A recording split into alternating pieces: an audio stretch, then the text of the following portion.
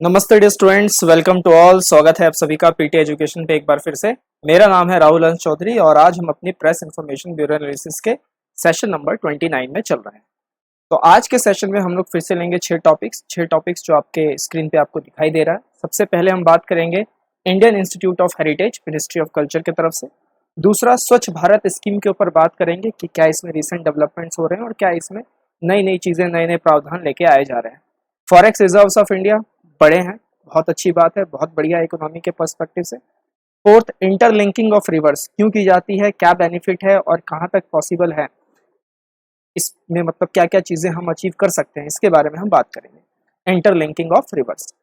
फिर green national highway corridor project and finally Pegasus spyware, right. और फिर MCQs for practice. तो चलिए शुरू करते हैं हम अपना सेशन। हमारी सबसे पहली स्टोरी है Indian Institute of heritage, right. तो गवर्नमेंट ने डिसाइड किया है कि वो इंडियन इंस्टीट्यूट ऑफ हेरिटेज को नोएडा गौतम बुद्ध नगर में सेटअप करेगी। हालांकि ये बात उन्होंने बजट में ही कह दी थी। इससे क्या होगा दोस्तों, इससे ये होगा कि जो हमारा जो रिच इंडियन हेरिटेज कल्चर है उसके ऊपर हायर एजुकेशन आएगी, रिसर्च एंड डेवलपमेंट आएगी और कहीं ना कहीं भारत की जो मतलब विरासत है, कल्चर है, ट्रेडिशन है, उसको फ्लरिश किया जा सकेगा। चाहे वो आर्ट्स से रिलेटेड हो, म्यूजोलॉजी से रिलेटेड हो, आर्कियोलॉजी से रिलेटेड हो, एपिग्राफी से रिलेटेड हो, मैन्यूस्क्रिप्टोलॉजी से रिलेटेड हो, तो उसको फ्लरिश करना, उसको एक्सपेंड करना, राइट। एक भारत श्रेष्ठ भारत, इस तरीके से फैलाना, ये सारी जो चीज़ें इसमें की जाएगी। तो इसका पूरा की आइडिया तो ये है। तो की आइडिया समझ में आया आपको, राइट। अब इंडियन इंस्टीट्यूट ऑफ हेरिटेज जो है मिनिस्ट्री ऑफ कल्चर के अंदर में एक प्रपोज्ड इंस्टीट्यूट है। तो मिनिस्ट्री का नाम आपको याद रखना है कि कौन से मंत्रालय के अंदर है। मंत्रालय ऑफ संस्कृति, यानी कि संस्कृति मंत्रालय। टूरिज्म के अंदर नहीं है, क्योंकि कई बार क्या होता है कि ministry of culture and ministry of tourism दोनों में बड़ा कंफ्यूजन होता है। It was announced as a part of budget 2020 and 21। It is to be set up in accordance with the societies registration act 1860। इसके तहत इसको सेटअप किया जाएगा and the UGC guidelines for setting up of higher educational institutes. It is to be established as a center of excellence in arts and heritage studies and is have to the status of deemed university का status जो है इसे दिया जाएगा। इसमें certificate courses होंगे, diploma courses होंगे और बहुत अलग अलग जो इंस्टीट्यूशंस जो अभी रन कर रहे हैं उनको भी इसी के अंदर लेके आया जाएगा। जैसे कि हेरिटेज को लेके काफ़ी अलग अलग इंस्टीट्यूशंस है छोटे छोटे लेवल पे जो काम कर रहे हैं और ऐसे सर्टिफिकेट्स वगैरह डिस्ट्रीब्यूट कर रहे हैं। तो उनको बोला जा रहा है कि आप सब एक ही छतरी के नीचे आ जाइए, दैट इज IIH, यानी कि इंडियन इंस्टीट्यूट ऑफ हेरिटेज। इसका बैकग्राउंड ये है कि फाइनेंस मिनिस्टर ने इसके लिए 3150 करोड़ रुपए मिनिस्ट्री ऑफ कल्चर को एलोकेट कर दिए हैं ताकि म्यूजियोलॉजी और जो अदर एक्टिविटीज है उसको एनहांस किया जा सके। फाइनेंस मिनिस्टर ने यह भी यहाँ तक कहा है कि इस इंस्टीट्यूट के साथ रांची में एक ट्राइबल म्यूजियम बनाया जाएगा and also the funds are to be use to develop 5 iconic sites. Hastinapur जो कि आपका मेरठ डिस्ट्रिक्ट के अंदर है, राखीगढ़ी हरियाणा, शिव सागर, अदिचनलारू जो आपका तमिलनाडु में है एंड धोलावीरा गुजरात। तो ये जो 5 आइकॉनिक साइट्स हैं इसको भी डेवलप करने की बात इसमें की गई है, राइट। तो ये था इंडियन इंस्टीट्यूट ऑफ हेरिटेज से रिलेटेड चीज़ें। आपको ध्यान रखना है कहाँ पे सेटअप किया गया, कौन सी मिनिस्ट्री के अंदर आता है, क्या इसकी बेसिक गाइडलाइंस है और इसके साथ साथ और क्या क्या डेवलप किया जा रहा है। और ये इन्फोग्राफिक है PIB का, थोड़ा सा ब्लर दिख रहा होगा, कोई बात नहीं, काम चला लेंगे। Indian Institute of Heritage and Conservation, 5 archaeological sites as iconic sites बता दिया आपको। Museum on numismatics and trade, tribal museum in Ranchi, maritime museum in Lothal, right, dockyard जो था। अगली कहानी पे आते हैं, स्वच्छ भारत स्कीम। देखिए, स्वच्छ भारत स्कीम के तहत बोला गया है कि इसमें भी एक रिसेंट डेवलपमेंट हुए हैं। रिसेंट डेवलपमेंट क्या हुआ है कि जो कैंटोनमेंट इलाके होते हैं, छावनी वगैरह जो होते हैं जहाँ पर सिविलियंस लोग रहते हैं, उनको बोला गया है कि देखिए आपके यहाँ पर मैनुअल स्कैवेंजिंग अगर हो रही है तो उसे इरेडिकेट करना पड़ेगा। मतलब सैनिटेशन को लेके, स्वच्छता को लेके कुछ गाइडलाइंस इनको दिए गए हैं, जैसे कि मैनुअल स्कैवेंजिंग जो है उसको हटाया जा सके। बहुत बड़ा मतलब धब्बा है ये ह्यूमैनिटी पे, मैनुअल स्कैवेंजिंग। और पता है इसके सबसे पहले एक तरीके से अगर पोस्ट इंडिपेंडेंस मॉडर्न इंडिया में बात करें तो महात्मा गांधी जी ने इसकी शुरुआत की थी, to eradicate the manual scavenging.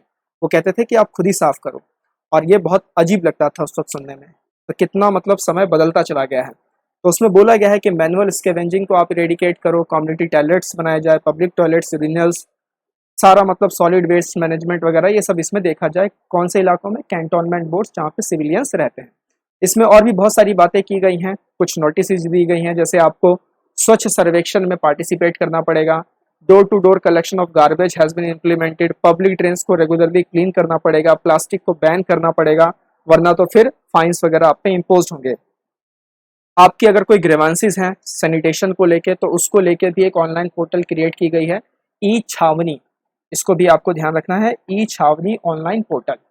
और बहुत अलग अलग तरीके की इसमें बातें स्वच्छता को लेके, सैनिटेशन को लेके देखी गई हैं, तो बहुत बढ़िया है, बहुत अच्छा कॉन्सेप्ट है, बहुत अच्छी चीजें इसमें रखी गई हैं। आप जानते हैं कि स्वच्छ भारत स्कीम जो है 2 अक्टूबर 2014 को लॉन्च की गई थी।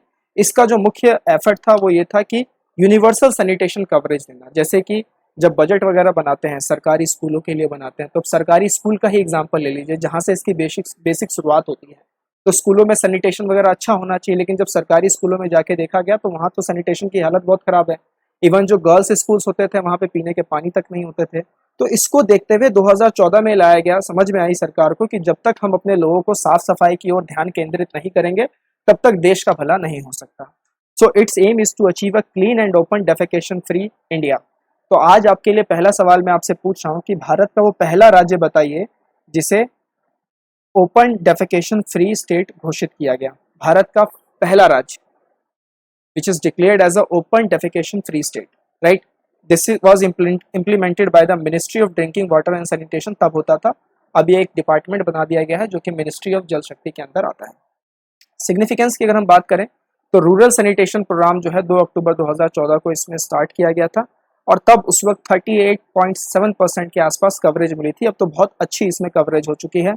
10 करोड़ से ज़्यादा इंडिविजुअल टॉयलेट्स बनाए गए हैं, और स्कीम भी निकाली गई थी कि रूरल एरियाज़ में खासकर, कि जैसे आप अपना अगर टॉयलेट बना लेते हैं उसकी एक फ़ोटो खींच के अगर आप हमें भेजेंगे तो जो खर्चा आपका लगा है वो सरकार ही आपको दे देगी, मतलब डीबीटी, डायरेक्ट बेनिफिट ट्रांसफ़र आपको हो जाएगा।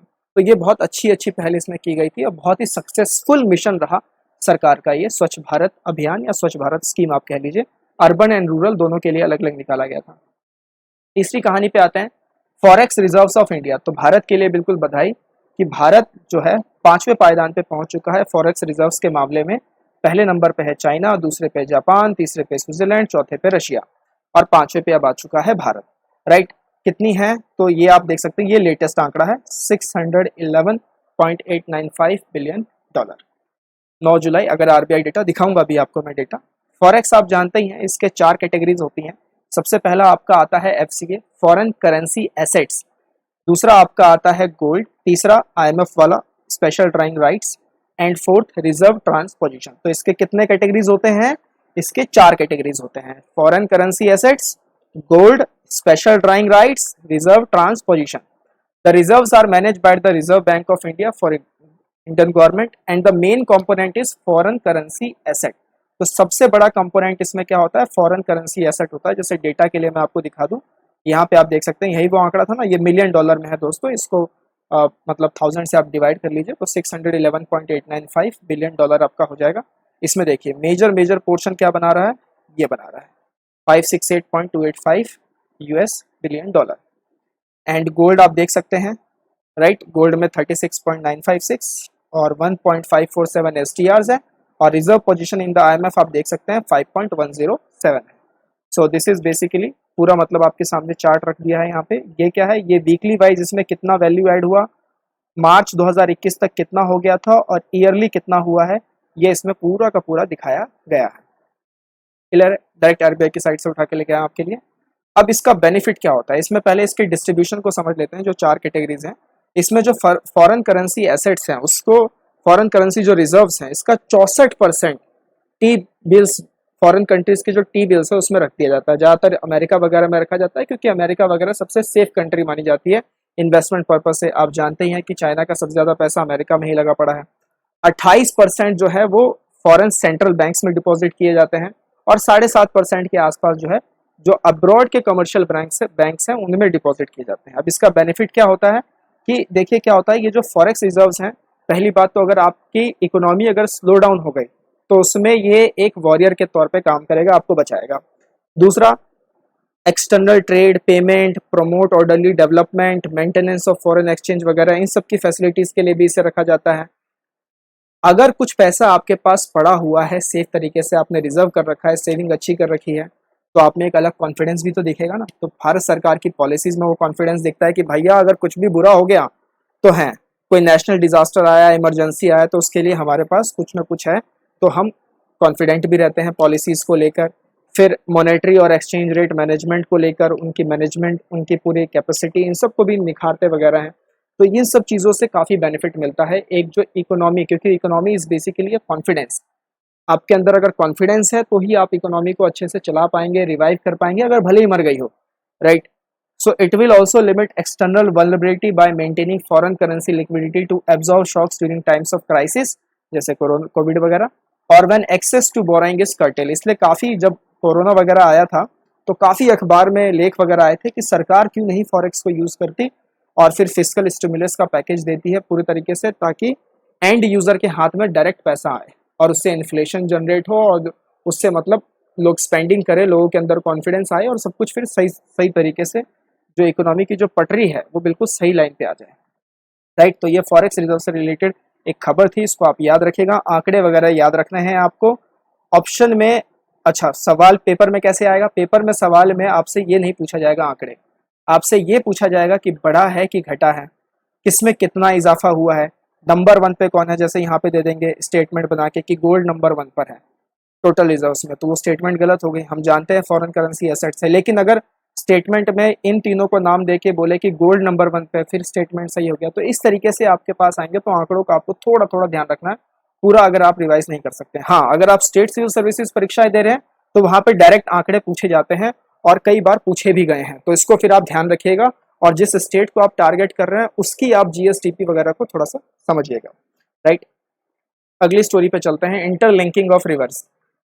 देखिए, इंटरलिंकिंग ऑफ रिवर्स के पीछे जो आइडिया है, हमारा जो भारत की जो ज्योग्राफी है, जो भौगोलिक क्षेत्र है भारत का, उसमें कुछ हिस्से ऐसे हैं जहां पर हर साल सूखा देखा जाता है। मतलब कुछ राज्य ऐसे हैं जो सूखे की मार को सहता है और कुछ राज्य ऐसे हैं जो बाढ़ की मार को सहता है।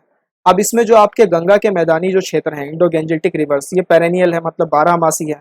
इसमें हिमालय के ग्लेशियर्स वगैरह भी आ जाते हैं। वहीं पे आपके साउथ इंडिया में जो पेनिनसुलर रिवर्स हैं वो सीजनल है, वो 12 मासी नहीं है, पेरेनियल नहीं है। तो जब मानसून आता है तो वहाँ पे मतलब रेनफेड हो जाते हैं वो लोग बेसिकली। तो इसमें क्या होता है कि जो गंगा के मैदानी क्षेत्र हैं वो ज़्यादा मतलब वाटर सफिशिएंट हो जाते हैं, वाटर सरप्लस हो जाते हैं, वहाँ पे बाढ़ देखने को मिलता है। जबकि जो पेनिनसुलर रिवर का जो एरिया है वहाँ पर सूखा देखने को मिलता है। तो इंटरलिंकिंग ऑफ रिवर से एक आइडिया ये निकाला गया कि क्यों ना जो एरिया जहाँ पे बाढ़ है उसके पानी को शिफ्ट किया जाए, उसके पानी को मूव किया जाए, ट्रांसफर किया जाए उन एरियाज में जहाँ पर ड्रॉट है। इससे दोनों चीज़ें बैलेंस हो जाएगी, जहाँ बाढ़ है वहाँ पे थोड़ा कम हो जाएगा और जहाँ पानी नहीं है, सूखा है, वहाँ पानी मिल जाएगा।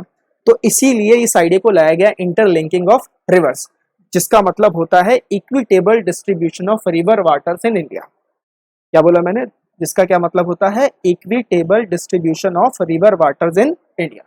अब इसके पीछे का की आइडिया जो है ये आपको प्री इंडिपेंडेंस इंडिया में मिलेगा, जब 1919 में मद्रास प्रेसिडेंसी के chief engineer sir Arthur cotton, उन्होंने इस आइडिया को डेवलप किया था।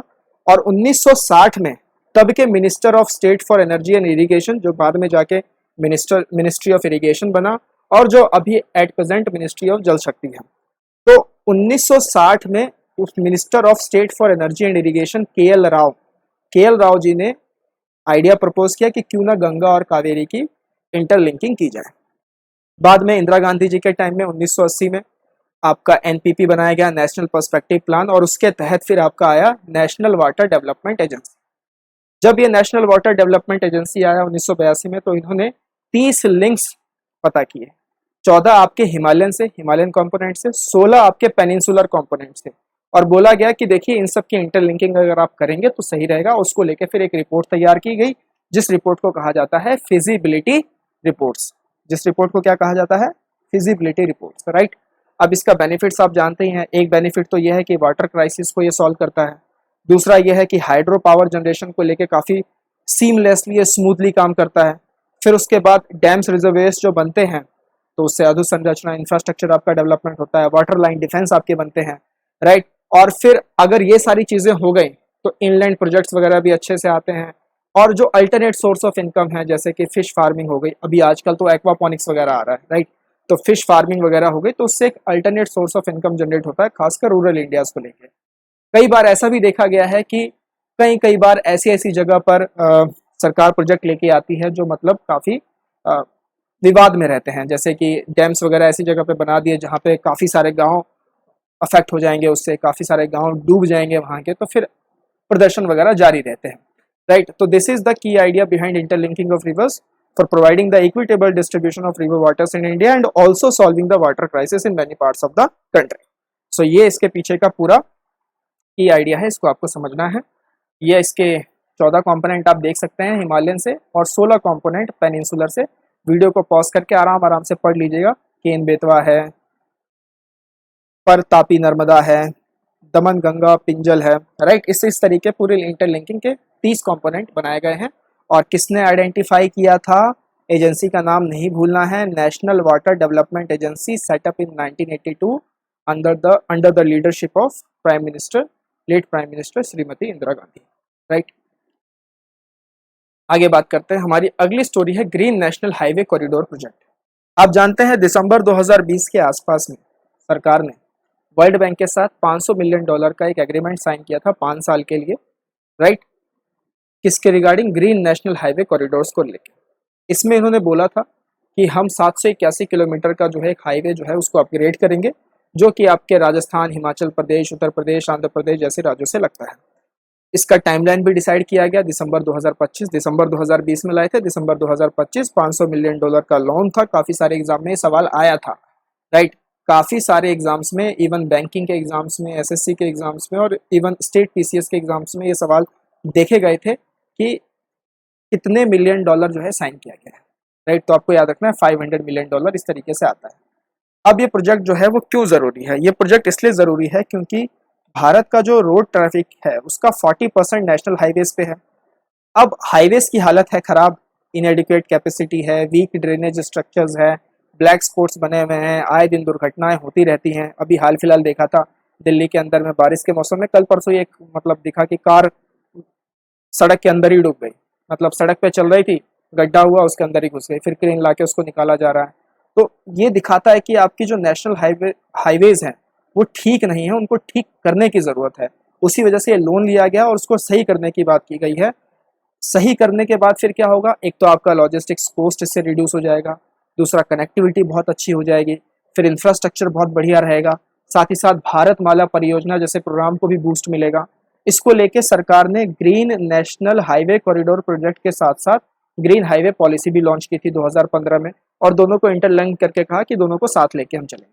ग्रीन हाईवे पॉलिसी के तहत क्या एक बात की गई कि ग्रीनिंग और eco friendly national highway corridors हम बनाएंगे अक्रॉस कंट्री, जिसमें फार्मर्स भी पार्टिसिपेट करेंगे, प्राइवेट सेक्टर भी पार्टिसिपेट करेगा, गवर्नमेंट इंस्टीट्यूशंस भी पार्टिसिपेट करेंगे, इंक्लूडिंग द फॉरेस्ट डिपार्टमेंट।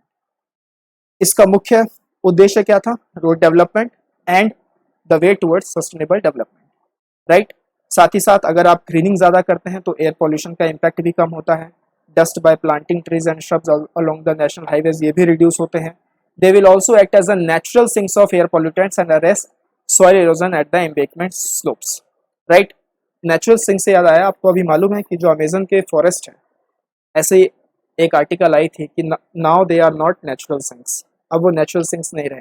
तो किस तरीके से डिग्रेड किया जा रहा है एनवायरनमेंट को, ये बहुत ही चिंता का विषय है और हमें इस पर थोड़ा सा ध्यान देने की ज़रूरत है। ये बहुत ही इंपॉर्टेंट है, आपके लिए बहुत काम का है। इसको बिल्कुल आप अच्छे से, मतलब मैं तो कहूँगा कि रट्टा मार लीजिए या याद कर लीजिए या कॉपी पे लिख लीजिए। ऐसे प्रोजेक्ट्स जिसमें वर्ल्ड बैंक भारत का सपोर्ट कर रहा है वो मैंने पूरे लिस्टअप कर दिए हैं। सबसे पहला है नेशनल हाइड्रोलॉजी प्रोजेक्ट, दूसरा है stars project, national nutrition mission, national mission for clean Ganga, हमने पिछले लेक्चर में बात की थी, नेशनल बायोफार्मा मिशन, और अटल भूजल योजना। अटल भूजल योजना पे यूपीएससी में सवाल आ भी चुका है। रिपोर्ट्स जो वर्ल्ड बैंक पब्लिश करता है, human capital index, global economic prospects, ease of doing business, South Asia economic focus report, poverty and shared prosperity report, world development report. तो ये अदर इनपुट्स मैंने आपके लिए यहाँ पे लगा दिए हैं। एग्जाम में कुछ भी आ सकता है, तो उसके लिए बी प्रिपेयर्ड और करके दिखाएंगे कि स्पिरिट अच्छी रखिएगा। सेशन आपको कैसा लग रहा है ज़रूर बताइए, और लाइक करना मत भूलना यार, दोस्तों को शेयर करो, लाइक करो, और चैनल पर नए हो तो सब्सक्राइब जरूर करना। हमारी फाइनल स्टोरी पेगासस स्पाईवेयर। हाल फिलहाल रिपोर्ट आई है और बहुत ही तांडव सा मच गया है। पेगासस स्पाईवेयर, उस पर हम बात नहीं करेंगे। थोड़ा जो पॉलिटिकली मोटिवेटेड न्यूज़ है उसको हम बात अगर छोड़ दें, तो अगर साइंस एंड टेक्नोलॉजी के हिसाब से देखें तो पेगासस स्पाईवेयर सिलेबस का हिस्सा है, पूछा जा सकता है। क्या है ये, इसको समझते हैं। इजराइल की एक फर्म है एनएसओ ग्रुप, उसने इसको डेवलप किया है। स्पाईवेयर से आप समझती हैं जासूसी करने वाला यंत्र, यानी जासूसी करने वाला यंत्र भी नहीं, जासूसी करने वाला टूल। तो spyware, spy on people through their phones, तो आपके फोन के जरिए आप पे जासूसी की जा रही है। तो सबसे अच्छा तो वो नोकिया वाला 1100 जो सांप वाला था ना, वही बढ़िया था। अभी तो जितने हाईटेक आ रहे हैं तो उसमें यही दिक्कत है। बताओ यार, व्हाट्सएप को भी नहीं छोड़ा इन लोगों ने, व्हाट्सएप को भी स्पाई कर लेते हैं, पता ही नहीं चलता किससे बात कर रहे हैं किससे नहीं कर रहे हैं। Pegasus works by sending an exploit link, आपके पास एक लिंक भेजा जाएगा, अगर आपने उस लिंक पे क्लिक कर दिया तो फिर आपके में पेगासस ऑटोमेटिकली इंस्टॉल्ड हो जाएगा। तो कोई भी लिंक से आप बचे, किसी भी जो लिंक है, this is called as exploit link, उस पर आपको क्लिक नहीं करना है। लेकिन अब कुछ ऐसी टेक्नोलॉजी भी आ रही है जैसे जीरो क्लिक अटैक। इसके तहत क्या होता है कि बिना ह्यूमन इंटरेक्शन, ह्यूमन एरर के पेगासस आपके डिवाइस को कंट्रोल कर लेगा। तो फिर अगर आपको ट्रेन भी कर दिया गया कि देखो भैया फिशिंग स्कैम क्या होती है, ये आपके जो एक्सप्लॉइट लिंक है इसको कैसे पहचानना है, इसकी भी कोई मतलब वैल्यू नहीं रही, क्योंकि अब जीरो क्लिक अटैक जैसी चीजें आ रही हैं जिसमें ह्यूमन इंटरेक्शन चाहिए ही नहीं, आपसे कोई गलती भी नहीं, फिर भी आपका सब कुछ हैक कर लिया गया। इस तरीके की टेक्नोलॉजी अब आ रही है, तो बहुत ही सावधान रहने की जरूरत है। काम कैसे करेगा पेगासस? पेगासस आपके सारे प्राइवेट डाटा, सारे पासवर्ड, कॉन्टैक्ट, जो जो इवेंट है, टेक्स्ट मैसेज, सबको भेज देगा। जिसने आपके पास अटैक किया ना उसके पास भेज देगा। The targets phones camera microphone can be turned on to capture all activity in the phones vicinity, expanding the scope of the surveillance. तो सर्वेलेंस से याद आया, इसका पूरा अगर निष्कर्ष निकाले इस खबर का, तो इसका मतलब है the big brother is watching you का टाइम आ चुका है। जॉर्ज ऑरवेल की बहुत ही बढ़िया किताब 1984, आप में से कितने लोगों ने पढ़ी है जरूर बताइएगा। अब बात करते हैं मालवेयर क्या होता है। मालवेयर एक तरीके का सॉफ्टवेयर है विद मैलिशियस इंटेंट। आपको अगर इसको डिफाइन करना है तो you can define it as the software with malicious intent, जो आपसे अनवांटेड इलीगल एक्ट जो है वो परफॉर्म करवा दे। इसके कुछ कुछ कैटेगरीज हैं, जिसमें आता है सबसे पहले वायरस। वायरस का नेचर क्या है? वायरस का नेचर है अपने आप को मल्टीप्लाई करना। तो सेम यहाँ भी है, एक ऐसा प्रोग्राम जो कि दूसरे प्रोग्राम को इन्फेक्ट करे और मल्टीप्लाई करता है वो चला जाए, दैट इज वायरस। फिर आपका आता है वॉर्म्स। तो वॉर्म्स क्या होते हैं? वॉर्म्स क्या करेगा? फाइल्स को मतलब अफेक्ट नहीं करेगा, सिस्टम टू सिस्टम अपने आप को कॉपी करता रहेगा, राइट? आपके फाइल्स में नहीं जाएगा, सिस्टम टू सिस्टम, मतलब एक कंप्यूटर नेटवर्क के थ्रू ये आता है। उसके बाद आपके आते हैं ट्रोजन्स। ट्रोजन्स क्या करेगा कि जो आपका सिक्योर नेटवर्क है उसमें बैकडोर एक्सेस आपको दे देगा, और हैकर जो है आपके सिक्योर नेटवर्क पे आके फिर आपकी हैकिंग कर लेगा। पेमेंट ट्रांजैक्शंस वगैरह में काफी की जाती है। होक्स का मतलब है कि आपके पास एक ईमेल आई, मतलब अलार्मिंग आपके कंप्यूटर में बजेगा कि मतलब एक वार्निंग आएगी। वार्निंग करके ऐसे लिखा हुआ आएगा, देखो देखो भाई कुछ आ रहा है आपके में, ये वो फलाना, इसको करेक्ट करो, दिस इज नॉट राइट। इस तरीके से एक मैसेज आपके कंप्यूटर पर शो होगा, तो आप डर जाओगे। डर जाने के बाद उस पर क्लिक कर दोगे, तो वही उसका मतलब दैट इज हॉक्स। जैसे ही आप क्लिक करोगे वो प्रोग्राम रन होगा और फिर वो आपके सिस्टम में ऑटोमेटिकली इन्वेड करेगा और फिर एक इंपॉर्टेंट फाइल को डिलीट करके चला जाएगा, राइट? स्पाईवेयर है फिर आपके, स्पाईवेयर जैसे पेगासस है, कंप्यूटर के अंदर इन्वेड करता है और फिर बहुत सारी चीज़ें को मतलब उस पर जासूसी करता है बिना आपकी जानकारी के, विदाउट योर कंसेंट। तो ये इससे रिलेटेड साइंस एंड टेक्नोलॉजी से रिलेटेड कुछ बातें थी, पेगासस, स्पाईवेयर, राइट? एक बार फिर से सारे कॉन्सेप्ट्स को देख लेते हैं, सारी स्टोरीज को देख लेते हैं फॉर अ क्विक रिविजन। सबसे पहले हमने बात की IIH, Indian Institute of Heritage. फिर हमने बात की Swachh Bharat scheme, then forex of India, फिर इंटरलिंकिंग ऑफ रिवर्स क्यों जरूरी है, क्या बेनिफिट है, क्या बैकग्राउंड है, सब देख लिया। Green national highway corridor project और उसके साथ ग्रीन हाईवे पॉलिसी 2015। फिर वर्ल्ड बैंक मतलब क्या क्या प्रोजेक्ट सपोर्ट कर रहा है, क्या क्या पब्लिश करता है report, and finally Pegasus spyware, right? तो ये आप इन्फोग्राफिक कमाल का है, आप इसे देख लीजिएगा, behind the hack attack, right? MCQs पे आते हैं। आज के सवाल आपके लिए लगा दिए गए हैं। फिट फॉर 55 ये हमने कवर अप किया था अपने पीआईबी के एक सेशन में। ये जो पैकेज है इसके साथ कुछ स्टेटमेंट है। पहला है, it calls for the member states of UN to cut out their output of green house gases by 55% by 2030। क्या ये स्टेटमेंट सही है? दूसरा, the initiative includes the carbon border adjustment mechanism. क्या ये स्टेटमेंट सही है? तो आपको बताइए, 4 ऑप्शन आपके लिए लगा दिए गए हैं। सेकंड क्वेश्चन उमंग ऐप से रिलेटेड है। It brings major government services on a single mobile app, it is true or not? It is the Digital India initiative of Ministry of Electronics and Information and Technology. बताइए ये भी सही है या नहीं। 4 option है आपके पास। एंड फाइनली प्रसाद स्कीम, इसको भी हमने कवर अप किया था। It is launched by ministry of culture and second it is a central sector scheme. इनमें से कौन सा स्टेटमेंट सही है ये भी आपको बताना है। सो 3 क्वेश्चन आज के लिए लगा दिए गए हैं। कल के 3 सवाल जो हमने पूछे थे उसका आंसर देने का वक्त आ गया है। नेशनल मॉनसून मिशन ये किसका इनिशिएटिव है? This is an initiative of Ministry of earth and sciences. State of food in security and nutrition in the world 2021 report ये कौन रिलीज करता है? आप में से काफी लोगों ने सोचा होगा FAO, लेकिन FAO नहीं है। FAO के साथ WHO और यूनिसेफ भी इसमें पार्टिसिपेट करता है। So the correct answer here is all of the above. HL2M tokamak reactor जिसको आर्टिफिशियल सन भी कहा जाता है, ये किसने डेवलप किया है इस रिएक्टर को? And it is developed by China. Artificial sun से याद रखिएगा, चाइना ने डेवलप किया है। कई सारे लोग जापान के साथ कंफ्यूजन में रहते हैं, तो ऐसे अपने आप को कंफ्यूज नहीं करना है, बढ़िया से एकदम तैयारी रखनी है। और इकोनॉमी अगर आपको सीखना है तो आइए, कोर्स चालू है, इसमें एनरोल कीजिए। Learn and be confident with economy like a boss, और दोस्तों को भी एनरोल कराइए। टीम लगातार आपके लिए मेहनत कर रही है। हम इसी तरीके से मिलेंगे। टिल देन टेक केयर, नमस्ते, जय हिंद।